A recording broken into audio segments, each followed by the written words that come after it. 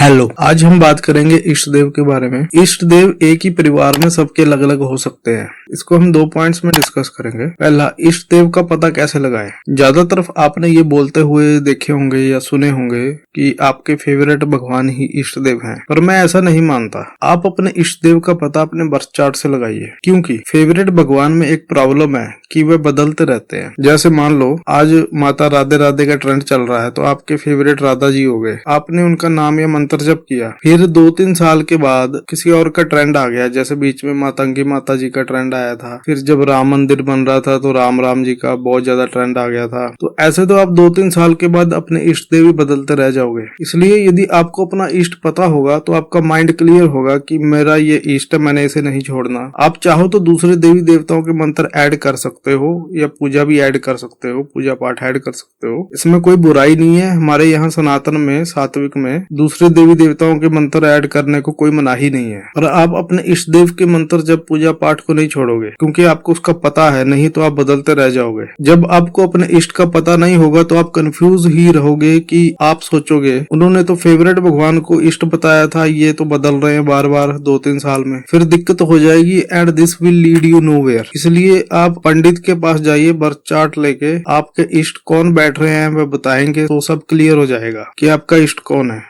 इष्ट के अलावा और भी आप देवी देवताओं के मंत्र जब ऐड कर सकते हो, सात्विक में कोई मनाही नहीं है। ये मैं दोबारा रिपीट कर रहा हूँ। अब एग्जांपल देके समझाता हूँ। यदि आपके इष्ट शिव या माता दुर्गा बैठ रहे हैं तो आप विष्णु या विष्णु जी के किसी अवतार रामकृष्ण जी का भी मंत्र जब पूजा पाठ ऐड कर सकते हो, नाम जब भी, या माता आदि शक्ति के भी किसी भी रूप का मंत्र जब पूजा पाठ ऐड कर सकते हो। इसमें कोई मनाही नहीं है। तो जब आपको पता है कि आपका इष्ट शिव है तो आप इष्ट का मंत्र नहीं छोड़ोगे, वो चाहे कोई भी हो, ओम नमः शिवाय हो या महामृत्युंजय मंत्र हो या कोई और भी मंत्र हो, तो आप उसे नहीं छोड़ोगे। नहीं तो ट्रेंड के साथ चलोगे तो भगवान बदलते रह जाओगे, किसी एक पे नहीं टिक पाओगे। और दूसरा पॉइंट, कभी कभी साधना पूजा पाठ मंत्र जप करती वक्त ऐसा भी आपको महसूस होगा, दिल करेगा कि मैं जिस देवी देवता का पूजा पाठ कर रहा हूँ उसे छोड़ दूं या साधना छोड़ दूं और दूसरे देवी देवता की साधना या पूजा पाठ मंत्र जप करूं। और ये कभी कभार इसलिए भी होता है, जैसे मान लो कोई शिव की पूजा कर रहा है तो वो शक्ति की तरफ जाएगा, या शक्ति की पूजा कर रहा है तो शिव की तरफ जाएगा। जबकि इसमें ऐसा होता है कि शिव ही शक्ति की तरफ